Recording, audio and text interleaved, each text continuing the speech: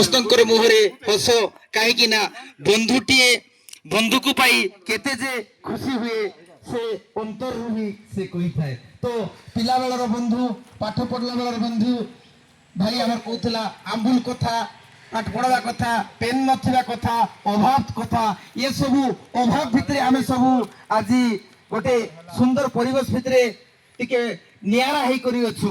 इठी देखुछु सबु प्रकार लोक अछंती, इठी कॉन्ट्रैक्टर अछंती, पुलिस अछंती, बीजेडी दल लोक अछंती, कांग्रेस दल सामग्रिक भाव में बंधु नियाती भाव में आमर जेते अछंती गोटे शीर्ष रे जाइछंती।